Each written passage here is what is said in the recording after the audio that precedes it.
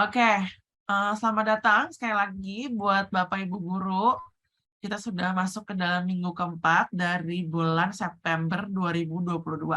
Oke, perkenalkan aku Stefani yang akan bawain jadi host di minggu ini. Oke, tanpa berlama-lama lagi ya, kita mulai aja nih.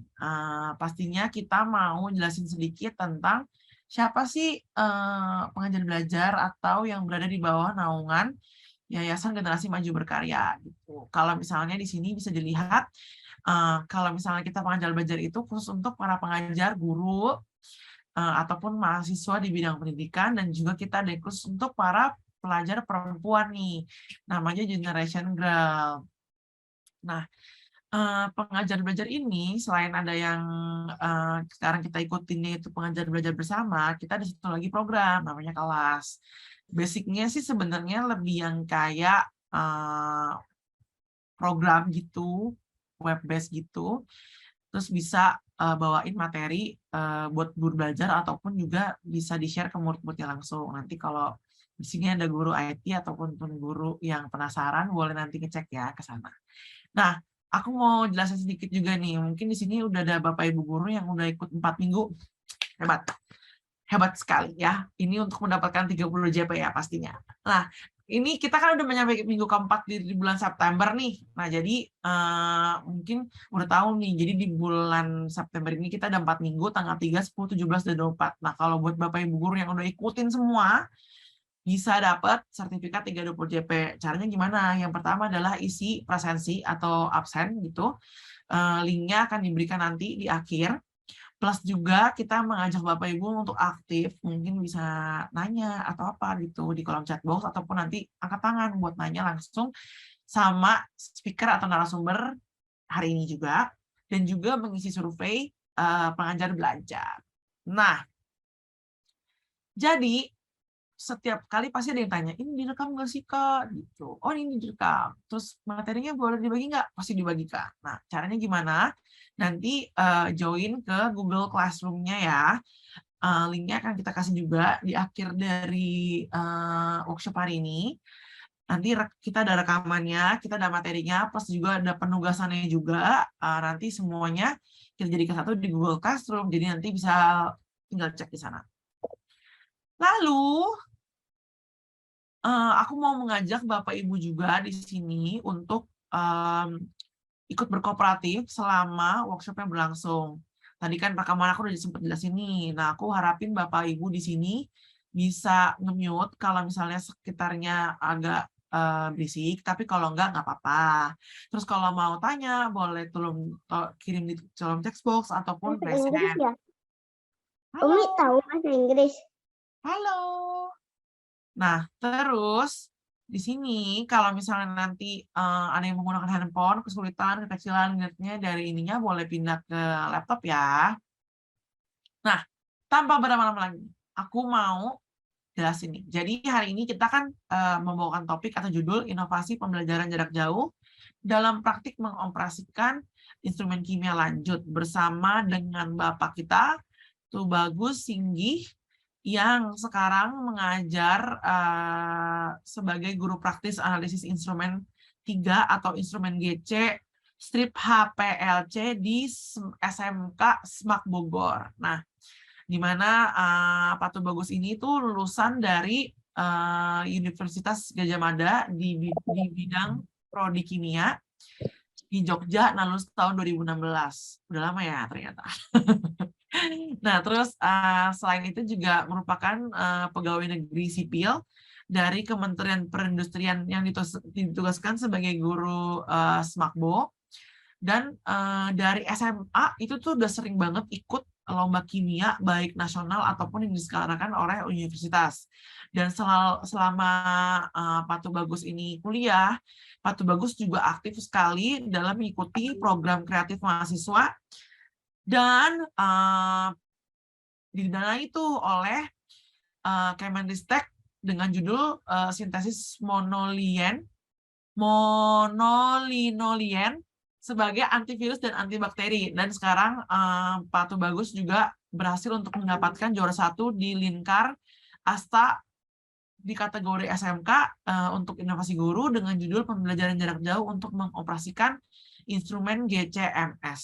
Ini pasti mungkin di sini banyak guru-guru kimia kali ya yang udah nggak sabar nih mau dengerin penjelasan Pak Tubagus dan juga bisa jadi guru-guru yang berinovasi. Silakan Pak Tubagus, aku berikan kepada Bapak, aku sekarang stop share ya. Terima kasih Ibu Stefani. Kita salam kenal dulu. Assalamualaikum warahmatullahi wabarakatuh. Perkenalkan, nama saya Tubagus Singgi. Bisa dipanggil Pak Bagus ya kalau anak-anak menyebut saya. Saya share screen ya. PPT saya. Oke.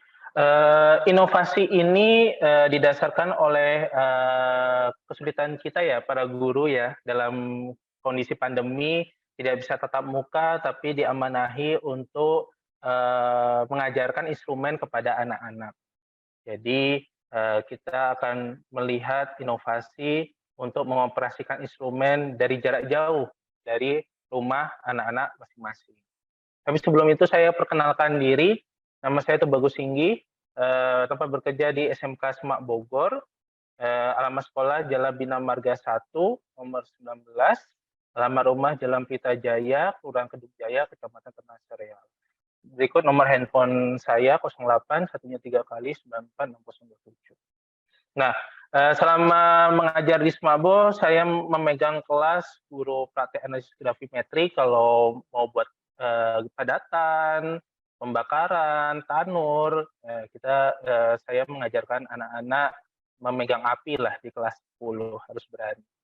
Kemudian instrumen 1, analisis instrumen 1 di kelas 11 itu mengajarkan pH meter dan konduktometer. Jadi anak-anak diajarkan bagaimana cara menentukan pH, yang mana yang asam, mana yang basa, yang mana yang netral, itu berdasarkan alat, tidak menggunakan kertas pH, tapi menggunakan instrumen. Konduktometer untuk mengetahui daya hantar listrik, yang mana yang daya hantar listriknya kuat, lemah, atau tidak sama sekali, berdasarkan instrumen juga, instrumen konduktometer. Dan terakhir, instrumen 3 ya, ini bukan pH meter ya, tapi GC-HPLC, GCMS dan HPLC. Mungkin kalau guru-guru kimia yang berkecimpung di dunia kimia mungkin tahu ya, instrumen GCMS dan HPLC untuk memisahkan senyawa dari campuran, kemudian kita analisis untuk mengetahui apakah senyawa itu ada atau tidak. Nah, sebelum kita membahas inovasi tentang pengoperasian jarak jauh, kita harus mengenal dulu apa itu inovasi, Bapak Ibu sekalian. Inovasi itu kan semua memperbaiki apa yang sudah ada, kemudian kita tingkatkan kinerjanya, dapat berupa piranti keras seperti hardware ataupun piranti lunak seperti software. Dalam hal ini untuk inovasi yang saya berikan itu dalam bentuk software.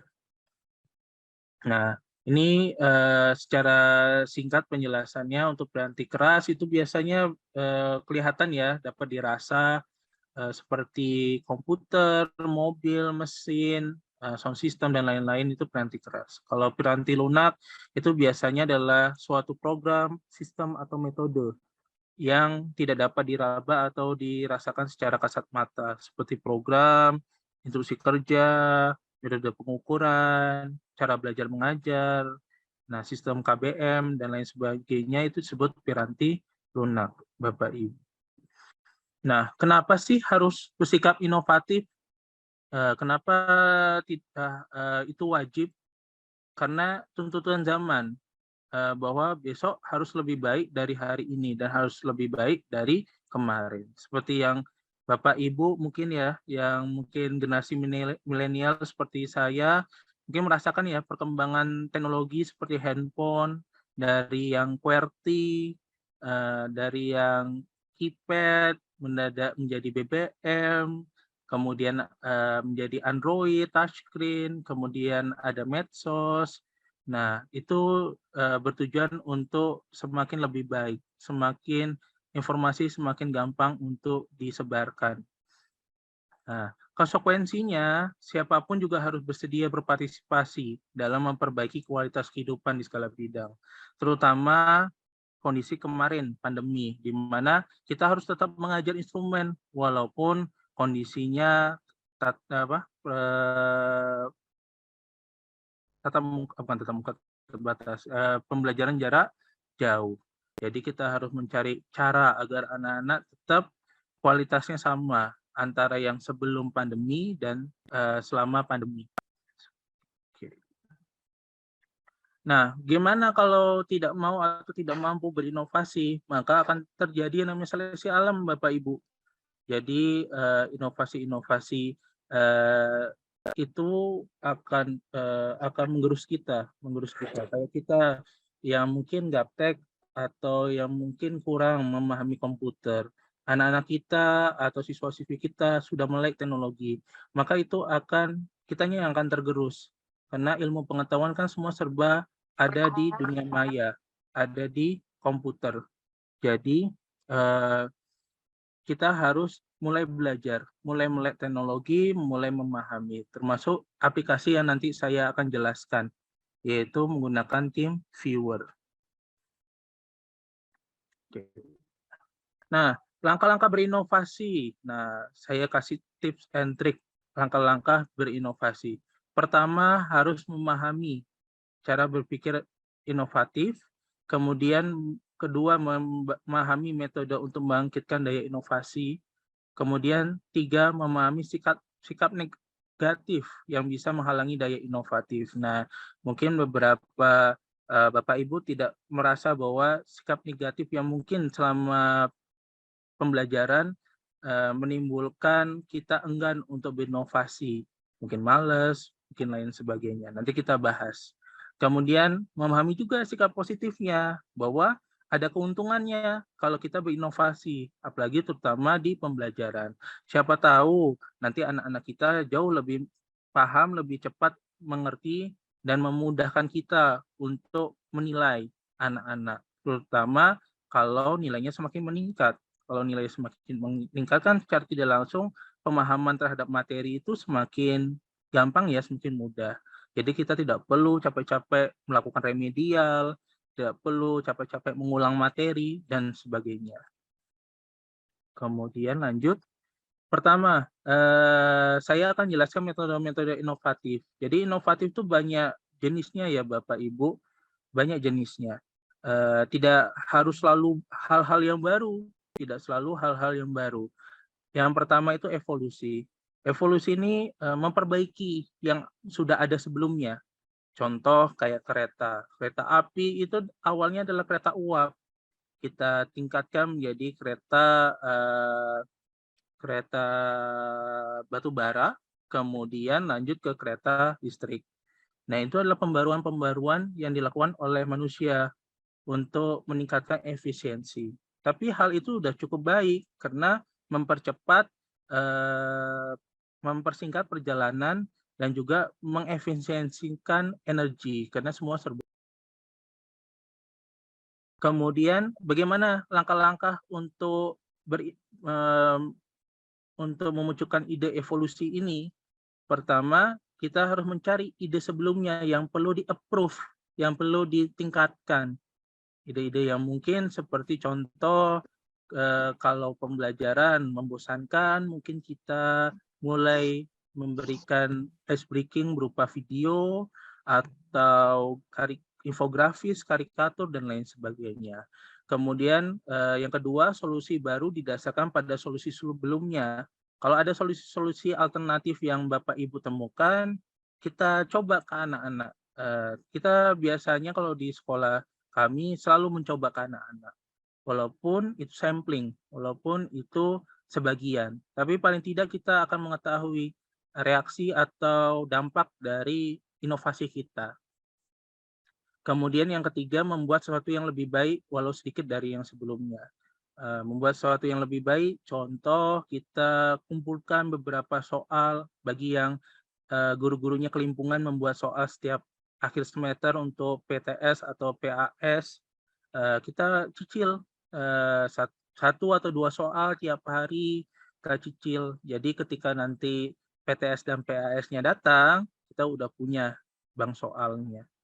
Oke, itu untuk evolusi. Kemudian yang kedua, sintesis. Nah, kalau sintesis ini menggabungkan 2 atau lebih ide menjadi ide yang baru. Contoh pada smartphone.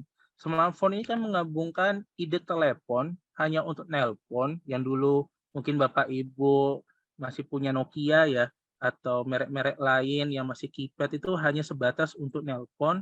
Kita gabungkan dengan komputer. Jadi bisa ngetik, bisa transfer data, bisa untuk internetan. Nah, maka akan muncul perangkat yang baru yang namanya smartphone. Atau dulu ada yang namanya radio, digabungkan dengan teletext, mengirim informasi by kertas, maka kita bisa memunculkan yang namanya radio text. Oke, jadi ide-ide yang Bapak Ibu temukan bisa dikombin, bisa digabungkan. Contoh kayak ini, aplikasi TeamViewer. Kita menggabungkan aplikasi pengendalian jarak jauh dengan instrumen yang ada di sekolah. Kemudian revolusi. Nah, kalau revolusi ini adalah hal yang baru, ide-ide yang baru. Jadi kita beda dengan sebelumnya. Seperti contohnya smartphone. Smartphone di zaman sebelumnya yang masih menggunakan keypad dengan iOS-nya OS sistemnya Symbian. Nah, itu tidak bisa touchscreen, tidak bisa untuk buka aplikasi internet yang besar. Cuma sebatas untuk internet yang biasa. Kemudian transfernya pun masih pakai infrared atau Bluetooth ya. Tapi sekarang dengan revolusi, dengan smartphone, dengan aplikasi yang beragam macam di App Store, nah kita bisa mengirim data, mengirim PowerPoint dengan jumlah kapasitas yang lebih besar mungkin di WhatsApp, mungkin di Facebook, atau mungkin di Drive, seperti itu. Jadi revolusi juga penting ya, biar kita tidak selalu monoton dengan yang sudah ada. Mungkin nanti suatu saat ada yang direncanakan, yaitu motor yang bisa terbang mungkin, atau mobil. Kalau sekarang kan sudah ada yang namanya mobil listrik ya, motor listrik udah ada. Cuma mungkin nanti ke depannya pas pengisian daya listrik mungkin lebih cepat, yang sekarang mungkin hanya bisa 3-4 jam, mungkin nanti dalam kedepannya 5 tahun atau 10 tahun ke depan bisa ngecas mobil listrik dalam waktu 10 atau 20 menit atau lebih cepat lagi. Karena itu kita harus selalu berinovasi ya Bapak Ibu. Itu dalam hal industri ya. Kalau dalam hal pendidikan, berarti bagaimana kita mengajarkan murid-murid agar lebih cepat memahami suatu materi. Nah, ini juga ada metode-metode inovatif yang lain, yaitu mengubah arah. Mungkin nanti suatu kondisi yang kita hasilkan itu tidak sesuai, tapi kita lihat, kita bandingkan sudut pandangnya, sudut pandang yang dihasilkan. Contoh, botol laboratorium. Di sekolah kami analisis kimia, hanya botol-botol sisa. Apakah langsung dibuang? Kalau kami tidak. Kita melihat sudut pandang yang lain, bahwa botol ini bisa dimanfaatkan sebagai wadah sampel atau standar. Jadi kita tidak perlu beli botol-botol yang lain. Karena satu botol ini lumayan Bapak Ibu, mungkin bisa 30 atau 50 ribu per botol. Jadi kita bisa manfaatkan botol sisa regen ini, kita pakai untuk sampel-sampel di lab. Kemudian kalau mungkin Bapak Ibu tahu ceritanya penisilin. Penisilin kan kayak serum ya. Itu sebenarnya tidak sengaja ditemukan karena ilmuwan yang membuatnya, saya lupa nama ilmuwannya. Dia ingin menemukan jamur, tapi ternyata jamurnya tidak sesuai. Tapi ternyata jamur yang dihasilkan, jamur penisilin, itu bisa dipakai untuk insulin. Jadi ketika Bapak Ibu berinovasi dan kondisinya gagal atau tidak tercapai, belum tentu itu tidak tercapai, Bapak Ibu. Tapi siapa tahu arahnya beda atau sudut pandangnya beda. Kita bisa mengganti atau bisa menggunakannya ke hal yang lain. Oke. Nah, lanjut ke pembahasan sifat-sifat negatif.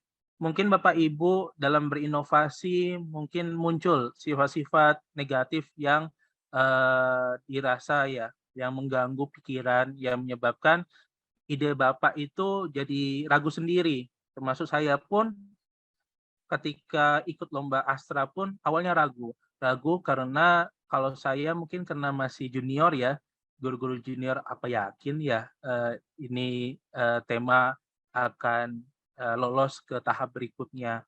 Karena saya juga masih belum punya banyak pengalaman sebagai guru. Nah, ternyata sifat-sifat negatif ini harus dihilangkan kalau untuk berinovasi. Karena siapa tahu inovasi yang Bapak Ibu lahirkan itu ternyata itu penting, ternyata itu berguna untuk masyarakat, untuk dunia pendidikan. Apa aja tuh sifat negatifnya? Pertama, aduh ada masalah. Nah, ini masalah-masalah yang timbul selama kita ngajar atau selama kita bekerja mungkin akan menjadi hambatan ya, tapi tergantung cara pandang kita. Kalau cara pandang kita menganggap masalah itu adalah tantangan, pasti akan mudah gitu. Nah, solusinya itu adalah berinovasi. Bagaimana menemukan problem solving di antara masalah-masalah itu. Yang kedua, skeptis atau kurang percaya diri. Percaya diri dalam hal ini apakah sebagai inovasi ini apakah benar-benar bisa bermanfaat atau tidak, masih ragu. Atau inovasi ini apakah mempersulit siswa atau nanti malah siswanya jadi tambah stres atau tambah tidak suka dengan guru gara-gara tambahan pekerjaan. Nah, itu kita harus hilangkan rasa keraguan itu. Jadi harus pede. Nah, yang ketiga nih, saya bukan ahlinya. Nah, ini saya alami pas diamanahi oleh kepala lab di sekolah untuk menghandle lab kelas 4. Karena saya merasa saya masih junior dan saya masih belum punya banyak pengalaman, plus selama kuliah saya tidak memegang instrumen ini, tidak bisa mengoperasikan ini. Dan saya selalu berulang-ulang untuk apakah Bapak Ibu menganggap saya mampu untuk menghandle instrumen ini, karena instrumen ini bukan hanya mahal mahal GCMS dan HPLC, tapi juga penanganannya juga harus hati-hati, karena kalau salah memasukkan perintah bisa merusak instrumen. Nah, tapi itu harus dibuang karena sebagai manusia kita harus maju, kita harus meningkatkan pengetahuan, kapabilitas, keilmuan kita. Jadi tantangan yang didapat harus diterima, Bapak Ibu. Jadi ketika saya merasa ini bukan ahlinya, saya akan belajar. Saya akan belajar, paling tidak harus jadi ahli, paling tidak harus paham, kemudian bertingkat, mahir, setelah mahir baru ahli. Alhamdulillah 2 tahun saya di lab instrumen kelas 4, alhamdulillah saya banyak punya pengetahuan, ilmu, dan bisa digunakan untuk inovasi perlombaan Astra. Kemudian yang 4, tapi saya tidak inovatif. Nah, kita tidak perlu menjadi orang yang inovatif, tapi paling tidak maju. Ketika ada lomba inovatif, kita keluarkan ide, kita susun artikelnya, karya tulisnya, dengan kita mengetik, walaupun kalimat-kalimatnya masih amburadul, paling tidak nanti kita bertanya. Kalau saya sering bertanya ke guru bahasa Indonesia di sekolah kami. Jadi kita bisa memperbaiki kalimat-kalimat yang mungkin rancu, mungkin tidak padu, mungkin juga tidak efisien. Kita belajar menjelajar lagi. Ternyata menulis artikel emang tidak mudah, tapi tidak sulit karena di lingkungan kita, lingkungan pendidikan, banyak orang yang bisa kita tanya. Banyak orang yang bisa tanya, guru bahasa Indonesia, atau mungkin kalau nanti ada yang membuat artikel bahasa Inggris, bertanya guru bahasa Inggrisnya. Nomor 5. Nah ini, itu kekanak-kanakan. Ini sering banget kalau berinovasi itu banyak guru-guru atau rekan kerja itu yang masa iya sih bisa diterapin. Nah itu agak sedikit menyebabkan down ya Bapak Ibu. Jadi ya kita harus yakin, kita harus percaya diri pada inovasi yang kita berikan. Jangan sampai itu malahan mengurangi niat kita untuk berinovasi. Ikhtiar kita kan untuk meningkatkan pemahaman siswa, terutama pas pandemi. Tapi kalau lagi sudah kondisi tidak pandemi, paling tidak untuk learning loss. Mungkin Bapak Ibu banyak ya mengalami suatu kondisi learning loss, apalagi gap antara SMP ke SMK. Kalau saya itu ngalami itu Pak, dari SMP SMK learning loss. Tahu-tahu mereka diajarin yang levelnya SMK dan itu kimia banget. Nah itu banyak anak-anak itu yang tidak paham, walaupun sebenarnya sudah diajarkan di SMP, karena banyak anak-anak yang belajarnya kurang kondusif selama pandemi, menyebabkan yang namanya learning loss. Nah itu yang kami lagi hadapi di sekolah kami. Dan saya pun lagi berusaha mencari inovasi sehingga learning loss ini bisa ditutupi, sehingga materi-materi yang harusnya sudah diajarkan sebelumnya tetap mereka paham di kelas 13. Kemudian nomor 6 nih, takut digunjingkan orang. Ya, dengan kondisi lingkungan yang sosialis atau plural, banyak pembicaraan-pembicaraan yang mungkin di diri kita, kok saya digunjing ya, kok berinovasi saja digunjing ya. Sedangkan berinovasi itu kan untuk meningkatkan kemampuan atau daya serap anak-anak ya. Nah, kalau bisa telinganya ditutup. Takut digunjing orang itu harus wajar ya, tapi sebaiknya telinganya ditutup. Belajar menutup telinga. Kita terima masukan, saran, kritik. Tapi kalau membuat kita semakin down, sebaiknya tutup telinga saja Bapak Ibu. Kemudian saya mungkin gagal. Ya, mungkin ini saya alami juga di Lomba Astra karena ternyata pengumumannya tuh terlampau lama, hampir 2 bulan untuk babak selanjutnya. Jadi kepikiran apakah ini gagal atau tidak, apalagi yang diambil hanya 10 besar. Yang diambil hanya 10 besar dari 2.000 proposal. Ya, jadi mungkin kegagalan itu amat-amat sangat tinggi ya. Tapi ya gagal itu adalah suatu proses, suatu proses. Kalau kita tidak gagal, kita tidak tahu apa aja yang kurang, apa aja yang masih bisa diperbaiki untuk inovasi di tahap selanjutnya seperti itu. Jadi jauh pikiran gagal itu. Karena gagal itu adalah kesuksesan yang tertunda. Artinya kesuksesan yang tertunda adalah kita harus berusaha lagi memperbaiki sehingga nanti ke depannya kita akan sukses. Dalam hal ini sukses untuk meningkatkan kemampuan siswa, terutama kemampuan gurunya juga. Gitu. Kemudian sikap positif. Nah, sikap positif itu pertama keinginan tahuan. Ya, kita ingin tahu apakah bisa aplikasi ini dipakai dan digunakan untuk siswa. Apakah aplikasi ini bisa kompatibel dengan laptopnya siswa di rumah masing-masing. Apakah aplikasi ini berat atau membutuhkan banyak kuota yang dapat mengurangi subsidi kuota mungkin ya kalau sekolahnya ada subsidi kuota dari pemerintah atau menghabiskan budget lebih banyak gitu.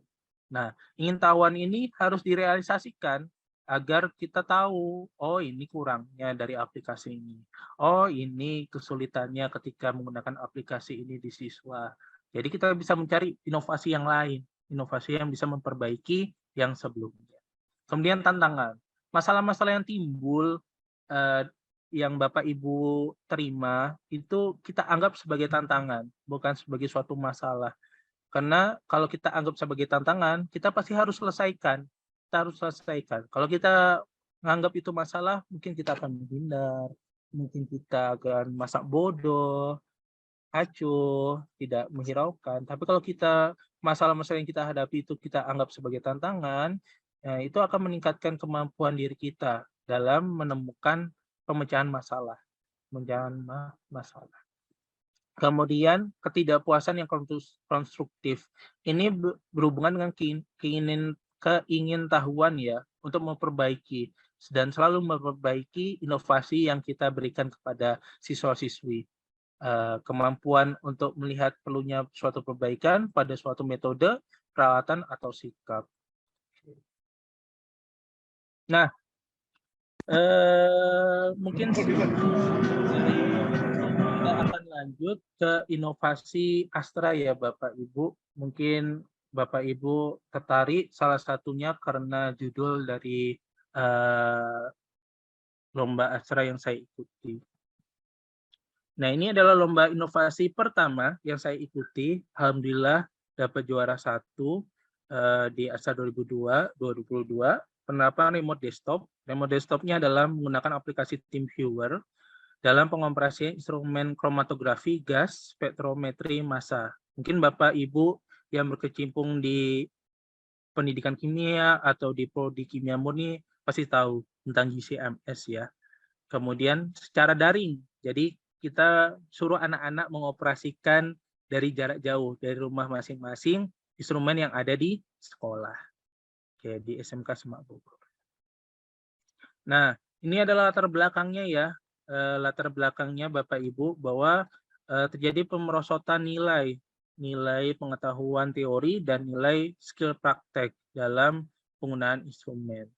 Dan selama pandemi pun tidak bisa tatap muka, sehingga praktek pun tidak bisa berjalan. Jadi GC-MS-nya nganggur selama setahun. Ya, nganggur selama setahun. Jadi ketika masuk ke tahun 2021, kita nggak bisa seperti ini terus.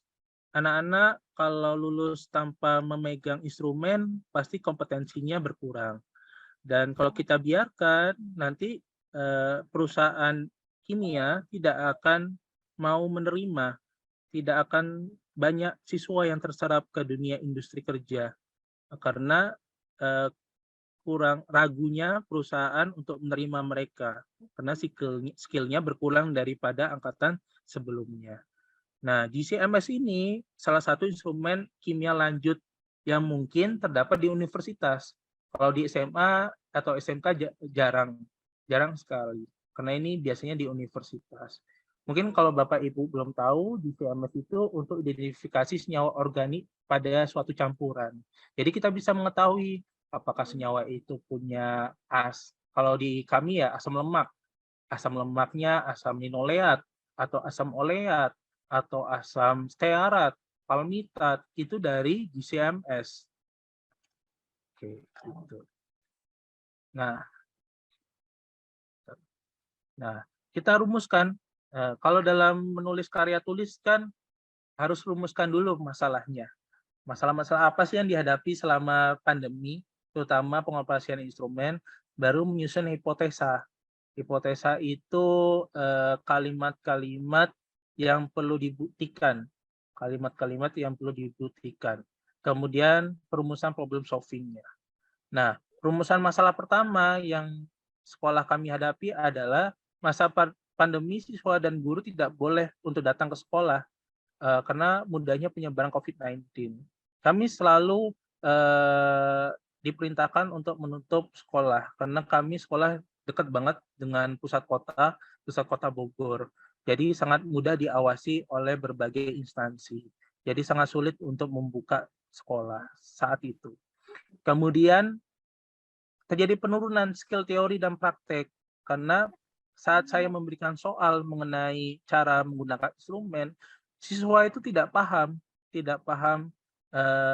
mengerjakannya karena belum pernah melihat instrumennya dan belum pernah tahu cara mengoperasikannya, sehingga sulit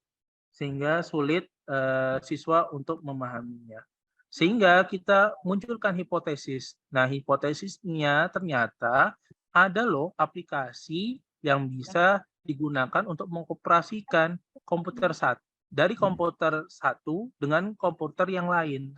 Jadi Bapak Ibu mau menggerakkan komputer anak-anaknya di rumah mungkin itu bisa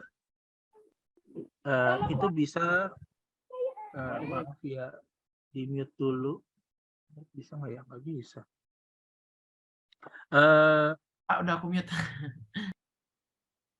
Oh iya, kita bisa mengoperasikan dari komputer satu dengan komputer yang lain. Jadi kita gunakan aplikasi yang namanya TeamViewer. Kemudian instrumen GCMS itu terhubung dengan yang namanya personal computer atau PC. Nah, kenapa harus terhubung? Agar bisa terlihat kromatogramnya. Biar bisa terlihat kromatogramnya.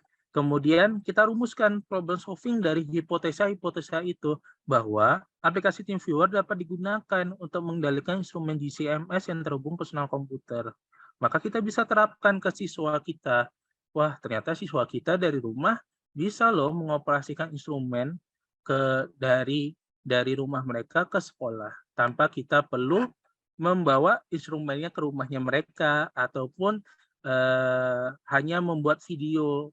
Nah, kami sering selama tahun pertama kita buatkan video, ternyata tidak berpengaruh terhadap pemahaman mereka karena mereka tidak menyentuh aplikasinya.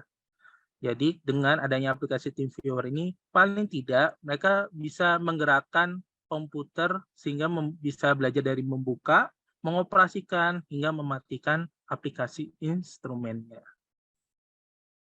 Kemudian ini tim yang membantu saya selama penggunaan aplikasi TeamViewer, ada Pak Jainal, pengelola lab kami, kepala pengelola lab kami, kemudian ada Pak Fajri, rekan kerja saya sebagai guru teori. Jadi di sekolah kami itu ada guru teorinya, ada guru prakteknya. Guru teori itu lebih ke penjelasan apa itu GCMS, bagian-bagiannya apa, dan lain sebagainya. Kalau guru praktek lebih ke praktikumnya, penetapannya, analisis apa aja sih yang bisa dilakukan di GCMS, ada asam lemak, ada BTX,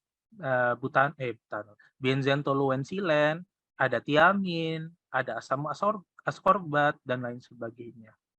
Jadi kita pisahkan, ada guru teorinya, ada guru praktek.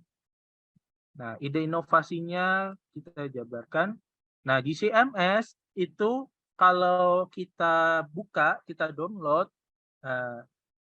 kita akan muncul tampilan seperti itu. Ada ID dan password. Nah, ID dan password ini kita bisa gunakan, bisa kita masukkan, sehingga kita bisa merekam komputer yang memiliki ID dan password itu. Contohnya seperti yang Bapak lihat di gambar Bapak Ibu di gambar yang paling bawah, kita bisa loh menggerakkan laptop dari HP. Jadi kita bisa menggerakkan, kita bisa memilihnya. Nah, sehingga terlink. Jadi seperti ini ya, terlink. Oke. Biar tidak jenuh, mungkin saya tunjukkan video kemarin yang dilombakan di Astra. Selamat menyaksikan. Bisa nggak ya? Bisa dong.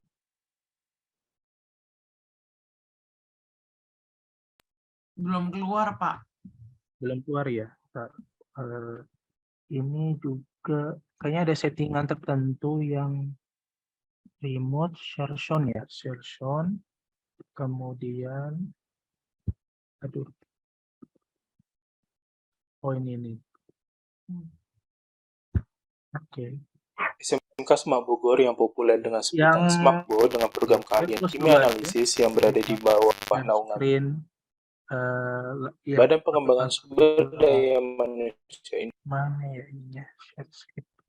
Kalau enggak di unscan screen dulu aja, Pak, nanti masuk lagi. Industri Nah, atau BPSDMI Kementerian Perindustrian. Saat ini berdomisili di Jalan Bina Marga 1 Kota Bogor, SMK Semak Bogor menerapkan kurikulum terintegrasi antara Kemendikbud, Industri Internasional, dan SKKNI. Setelah melewati kurikulum tersebut, Bogor yang populer dengan sebutan SMAKBO dengan Suaranya udah program masuk keahlian belum? kimia analisis yang berada di Masuk, bawah Pak, naungan masuk. Badan Pengembangan Oh, Sumber Daya oke. Manusia Industri atau BPSDMI Kementerian Perindustrian. Saat ini berdomisili Suara di Jalan videonya Bina masuk Marga nggak? 1 Kota Bogor, Masuk, SMK Pak, aman. SMAK Bogor menerapkan kurikulum terintegrasi antara Kemendikbud, Industri, Internasional, dan SKKNI. Setelah melewati kurikulum tersebut, siswa akan mendapatkan ijazah, sertifikat internasional FAPRO, dan sertifikat uji kompetensi untuk menunjukkan sebagai analis kimia cakap dan handal. Siswa menimba ilmu di 10 lab kimia dan 2 lab non-kimia, yaitu lab gravimetri, lab volumetri, lab analisis instrumen atau AI1, lab mikrobiologi, lab AI2, lab praktek kimia terpadu atau PKT1, lab analisis jenis, lab analisis parameter lingkungan, lab AI3, lab PKT2, lab komputer, serta lab bahasa. Laboratorium AI3 tempat saya mengajar terdiri dari 2 ruangan, yaitu ruang preparasi bahan kimia dan ruang instrumentasi. Ruang instrumentasi memiliki 4 instrumen, pertama HPLC Agilent, kedua HPLC Flowmaster, ketiga GC 2014, keempat GCMS Quadropol 2010 Ultra. Yang menarik perhatian adalah GCMS digunakan untuk memisahkan dan mengidentifikasi komponen campuran mudah menguap, mengetahui kadar komponen asam lemak, dan analisis sampel narkotika pada darah. Halo warga analis, perkenalkan saya Tubagus Tinggi. Saya dipanggil Pak Bagus sebagai guru matkul AI3 di SMK Semak Bogor. Mana laboratorium ini mempelajari GC HPLC.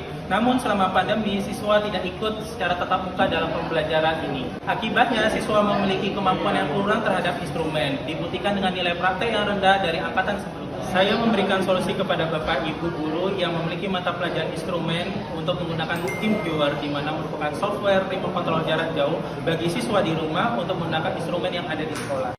Pembuatan standar dan sampel. Pertama, siapkan silen heksana dan sampel GCMS dan peralatan gelas. Kedua, buat standar 1% silen dengan konsentrasi sampel dengan memipet 100 mikroliter ke labu ukur 10 mili dan tuangkan heksana hingga tanda tera. 3, vial 1 diisi sampel GCMS dan vial 2 diisi standar silen 1%. 4, 2 vial tersebut siap dianalisis GCMS. Siswa membuka aplikasi TeamViewer dan memasukkan ID TeamViewer yang muncul pada komputer GCMS di sekolah. Pastikan internet aktif apabila terkoneksi layar desktop menjadi hitam. Masukkan parameter GCMS hingga start, otomatis GCMS bergerak dan memulai analisis standar silen 1% dan sampel GCMS. Tunggu hingga kromatogram muncul semua, edit kromatogram dan cetak pada printer. Hasilnya data peak pada kertas, lakukan perhitungan dengan rumus persen sampel sampai dengan total area silen sampel per total area silen standar kali 100%. Dari penampilan siswa-siswi kami, Bapak Ibu guru dapat mengambil kebermanfaatan TeamViewer. Siswa dapat memahami penggunaan instrumen GCMS sekalipun pandemi. Dapat dilihat terjadi peningkatan nilai praktik dan nilai teori. Dan kami harapkan software remote control ini dapat diterapkan di seluruh sekolah SMK yang memiliki instrumen yang terhubung dengan komputer dan memiliki kendala tatap muka selama pandemi. Oke, ini adalah video yang kemarin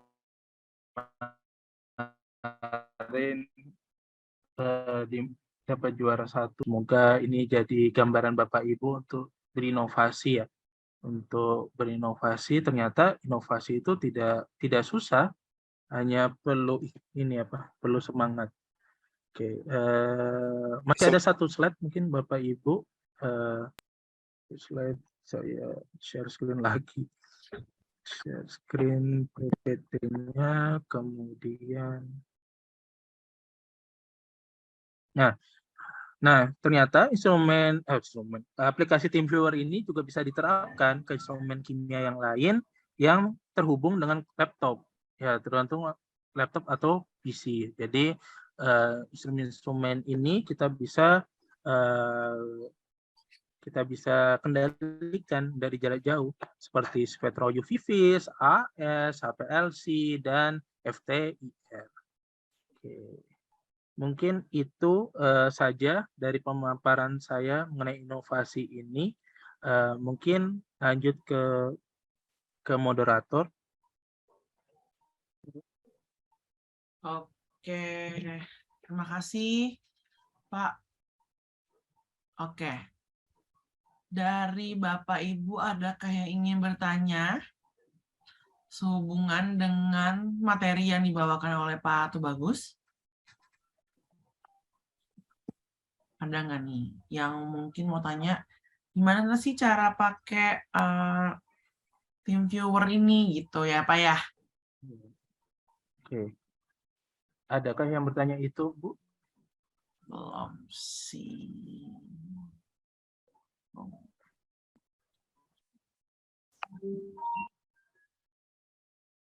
Oke.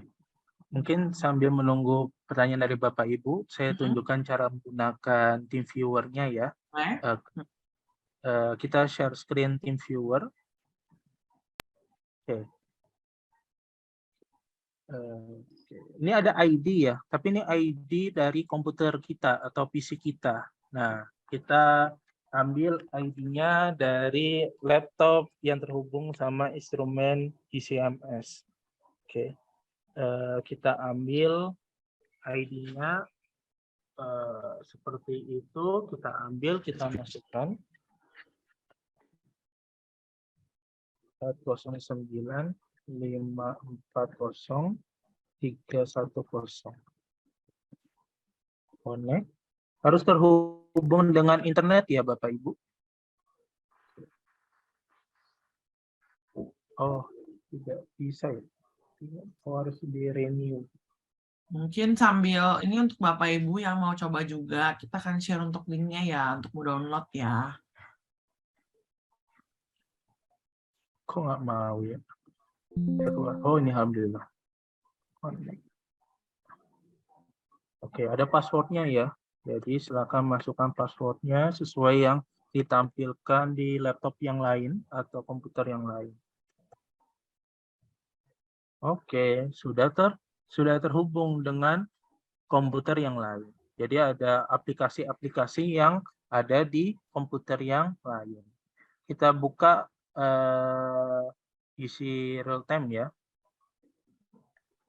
Nah, sedikit pengetahuan untuk mengenai GCMS ini, kalau tidak dinyalakan masih tetap bisa dibuka fiturnya. Jadi tampilannya hanya seperti ini.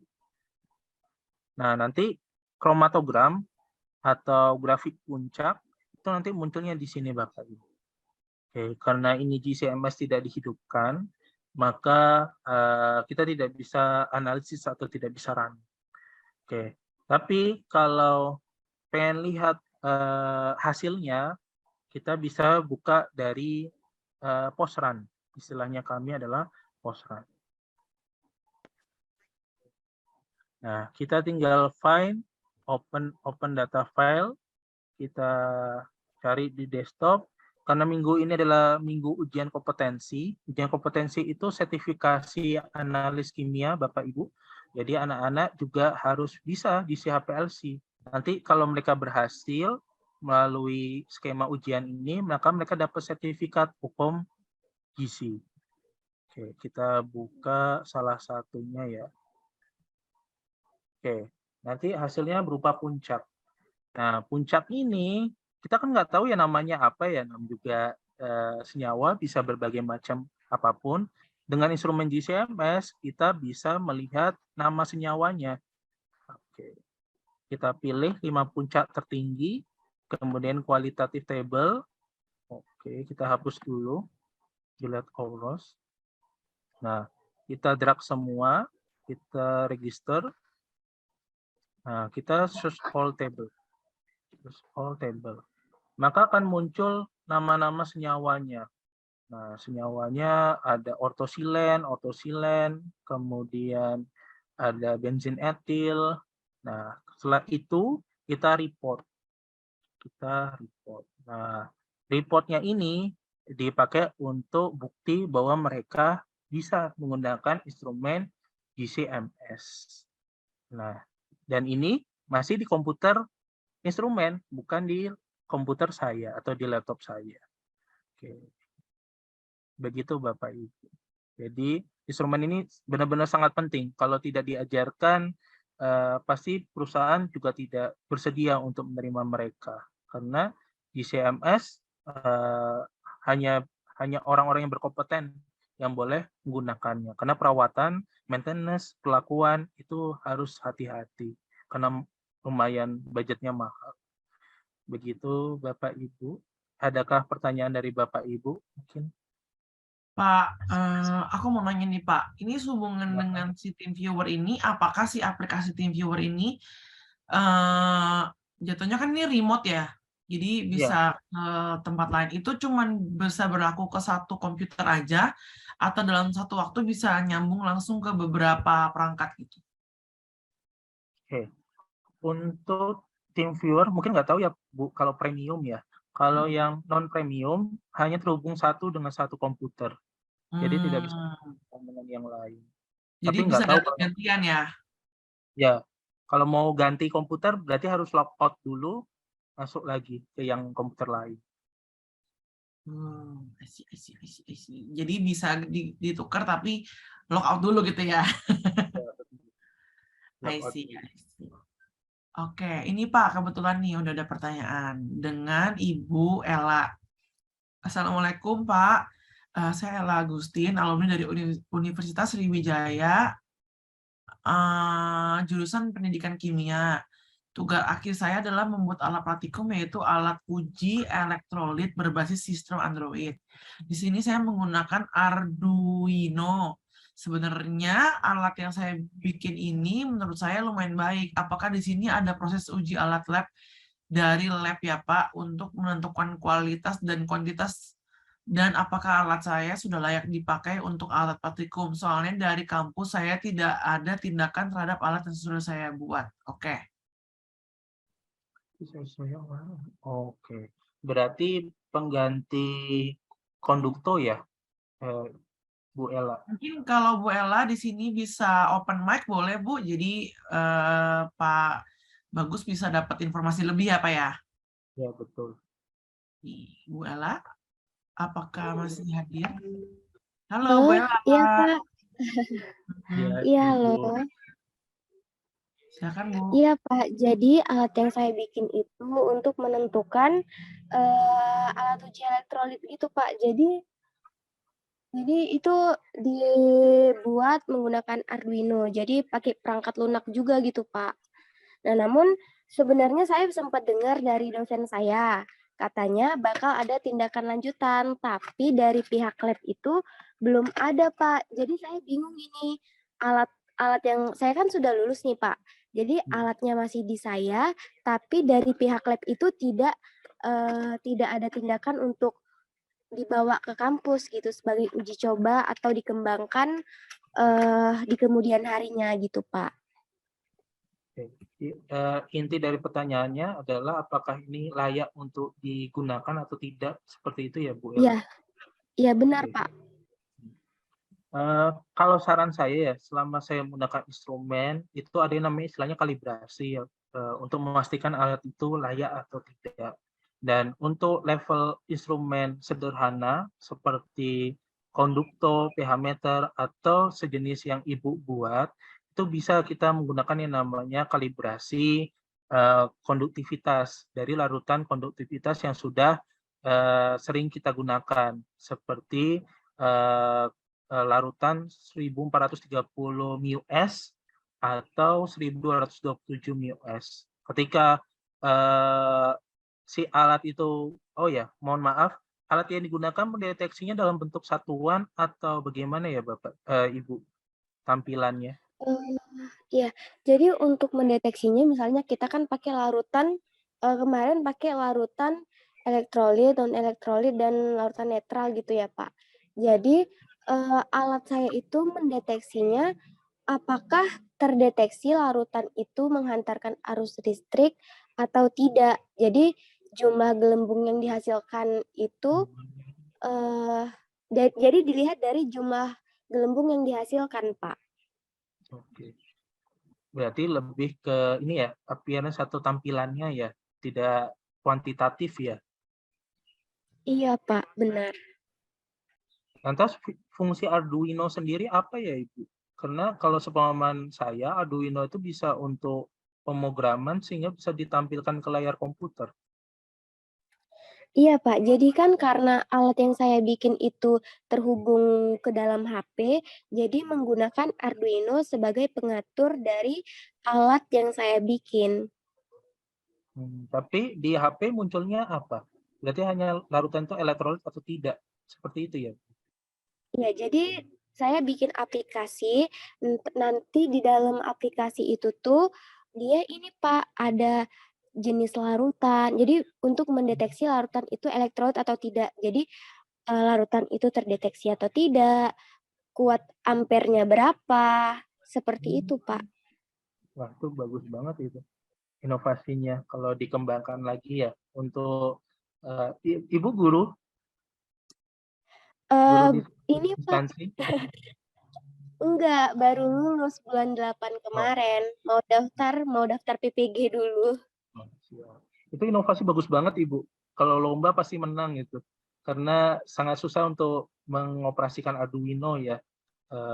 Jadi itu nanti kalau udah Ibu dapat instansi sekolah, itu bisa dikembangin.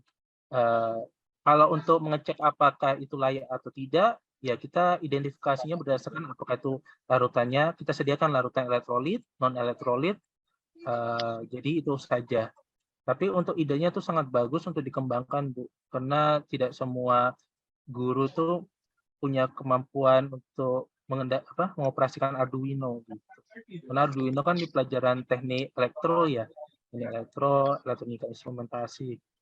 Jadi layak untuk dikembangkan. Begitu. Baik, Pak. Iya.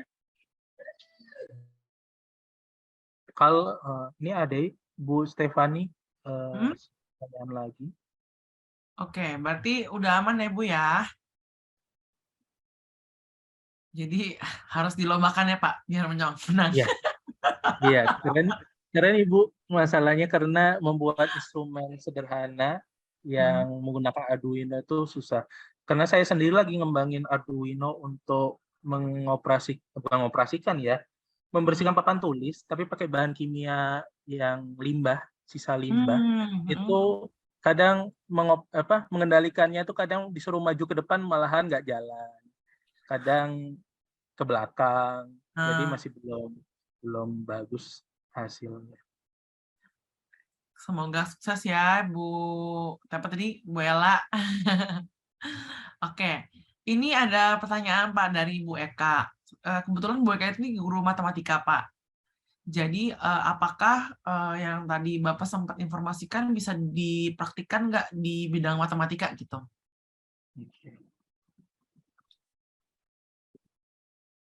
Kalau matematika biasanya susah ya, lumayan susah karena kita tidak perlu mengoperasikan instrumen komputer lain gitu, tidak perlu komputer lain dan cukup dengan komputer pribadi sendiri, insya Allah cukup. Cuma kalau nanti matematikanya berhubungan dengan Excel, kayak Excel seperti menghitung regresi atau menghitung Excel pivot. Nah, kita ngeceknya dari anaknya. Ini anak paham nggak ketika kita ngajarin regresi gimana cara ngitungnya? Itu bisa Ibu. Tapi jatuhnya TIK ya. Tapi kalau matematika kan sebenarnya sangkut pautnya juga bisa regresi dan pivot. Jadi kita bisa membentukkan anak ketika memasukkan Excel, kita bisa gitu. Karena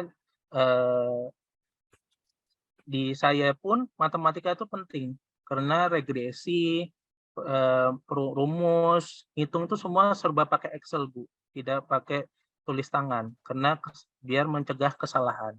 Nah, kita bisa mengecek anaknya itu salah memasukkan angka itu dengan kita mengambil posisi komputernya mereka. Oh, ternyata dia memasukkan harusnya variabel ini, malahan dia masukkan variabel yang lain. Jadi hasilnya berbeda. Itu bisa. Tapi untuk matematika yang lain seperti integral atau yang menggunakan whiteboard atau kertas mungkin kurang banyak mendukung si TeamViewer ini. Begitu Bu Eka. Oke, apakah Bu Eka aman Bu? Sudah terjawab belum nih? Oke, sambil nunggu pertanyaan dari jawaban dari Bu Eka ya. Oke Pak, aku mau nanya nih Mbak, sehubungan dengan inovasi kali ya. Kalau misalnya tadi kan Bapak sering menyebutkan tentang inovasi mungkin di kimia gitu ya. Ada nggak sih Pak tips and triks-nya gitu, gimana Bapak tuh bisa mempunyai inovasi-inovasi yang banyak, terus bisa nggak sih sebenarnya inovasi itu dipakai tuh untuk di bidang lain gitu? Oke. inovasi banyak, mungkin karena mungkin ada banyak dari saran ide orang lain ya. Terutama untuk tim viewer ini saya dapat ide dari Pak Fajri dan dapat dari Pak Jainal selaku pengelola lab. Ide-ide itu muncul ketika kita visualisasi, kalau saya lebih banyaknya. Kayak kemudian untuk tips and trick mungkin lebih ke merealisasikan inovasinya yang mungkin kadang kitanya keterbatasan waktu atau mungkin stamina atau semangat kita juga kadang loyo atau kadang malas untuk merealisasikan inovasinya itu. Kalau saya breakdown. Saya breakdown, kemudian kalau ada tugas atau kegiatan yang emang saya nggak bisa, terutama saya nggak bisa buat video, nggak bisa menyusun videonya, tapi saya bisa nge-tag. Jadi ketika nyusun video, saya minta tolong diajarkan sama siswa. Jadi mungkin Bapak Ibu guru jangan malu tanya ke siswa, karena saya merasa pengetahuan siswa sekarang itu lebih hebat daripada gurunya. Bisa saja gurunya itu hanya mediator, hanya moderator dalam ilmu pengetahuan, tapi sebenarnya mereka pun lebih jago karena mereka lebih sering bersosialisasi, lebih banyak tugas dari guru-guru lain, kemudian lebih banyak bersosialisasi sama yang lain. Nah, jadi ketika saya nanya gimana cara buat video yang bagus, menarik perhatian itu, saya nanya ke siswa. Siswa mengajarkan saya bagaimana membuat suatu video yang bagus gitu. Jadi ketika ada pekerjaan yang dirasa susah dalam pembuatan inovasi itu, tanya ke bukan ahlinya ya, tapi tanya ke paling tidak yang sering berkecimpung di dalamnya. Kayak membuat video berarti tanya yang sering membuat video. Mungkin siswa yang sering lomba video atau guru TIK. Kalau sayanya nggak paham tentang Arduino, saya tanya ke teman saya yang lulusan teknik elektro atau teknik Elins. Jadi kita nggak merasa sendiri, tidak merasa sendiri dalam mengerjakannya. Oke. Kemudian banyak video-video cara mengoperasikan, contohnya Arduino, saya cari di YouTube. Kalau YouTube nggak paham, saya tanyakan ke teman saya yang dari jurusan teknik elektro dan Elins. Jadi inovasi itu tetap bisa terrealisasi dengan banyaknya sumber, selain sumber YouTube, sumber orang yang paham mengenai itu. Begitu Bu Stefan. Siap Pak. Jadi intinya adalah harus ini ya Pak, tetap balik lagi ya, harus rajin bertanya biar nggak sesat jalan ya Pak. Bener banget. Bener sih, tapi mungkin karena anak muda zaman sekarang suka coba-coba juga ya Pak ya. Jadi kita dengan tanya ke mereka, mereka lebih banyak coba-coba orang ini, jadi kita bisa belajar bareng ke mereka juga gitu. Betul. Oke. Sampai saat ini sih belum ada pertanyaan lagi. Nggak apa-apa, kita tutup aja ya Pak pertanyaannya ya. Kalau misalnya nanti, tadi kan Pak Bagus juga udah sempat share dari nomor handphonenya gitu, jadi nanti atau misalnya nih Bapak Ibu guru ada yang mau tanya, bisa juga info dari grup kita. Jadi karena kita ada grup tuh Pak, biasanya kita kalau ada grup, jadi bisa terus di situ aja, nanti kita akan sampaikan ke Pak Bagus. Nanti kita bisa dapat jawaban lagi, kita lempar balik ke yang nanya. Gitu.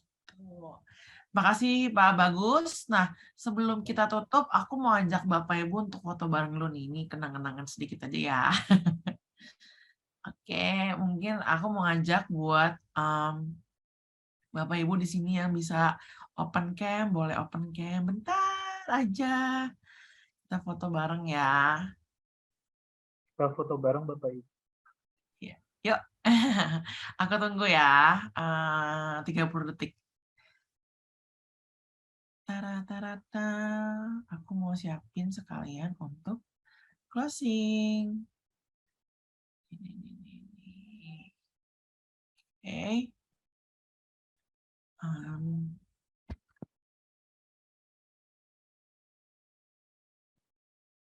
Oke. Oke. Kita mulai ya fotonya ya. Siap. 1, 2, 3. Anjing aku ikutan. Nongol-nongol. Anjingnya ini. Ya, nih, udah ikut yang kedua. Oke, siap. 1, 2, 3. Oke. Page yang kedua. Oke, 1, 2, 3. Oke, thank you. Oke. Aku mau izin share screen ya, Bapak Ibu sekalian ya. Oke. Jadi sedikit pengumuman sebelum kita menutup workshop hari ini, aku mau ingetin lagi untuk sertifikat 32 JP, seperti yang sudah aku informasikan di awal, bahwa harus mengikuti pertemuan workshop selama 4 kali berturut-turut dari minggu pertama, berarti di 12 September, jadi tanggal 3, 10, 17, tanggal 24. Nah, terus harus melakukan presensi, nanti kita akan kasih linknya setelah ini. Terus berpartisipasi secara aktif dan juga mengisi survei dari pengajar belajar. Lalu di sini silakan boleh dibuka bit.ly/pb/absensi kelas ini untuk mengisi presensi ya. Nanti teman-teman dari pengajar belajar juga akan Anda tulis di chat box. Boleh langsung klik di situ. Dan kalau masih ada jaringannya masih nggak bisa masuk, nggak apa-apa, nanti dicoba terus saja. Kita akan tutup itu secara otomatis jam 7. Dan tolong untuk tidak menyebarkan link ini ya. Ini khusus untuk Bapak Ibu guru yang mengikuti secara online di Zoom ini. Tuh. Boleh di-capture juga kalau mau. Oke, 1, 2, 3. Oke. Aku next ya. Nah, tadi nih, kalau misalnya di awal aku udah sempat info nih, kalau misalnya materi, terus rekaman workshop, dan juga tugas mandiri yang nanti akan aku jelaskan setelah ini dari Pak Bagus, itu semua bisa diakses dari Google Classroom. Nah, boleh join ke Google Classroom dengan kode di bawah ini, PGHZGV2. Nanti juga akan diberikan di kolom chatbox ataupun di WhatsApp ya. Jadi bisa langsung diklik untuk join. Nah, apa sih tugasnya?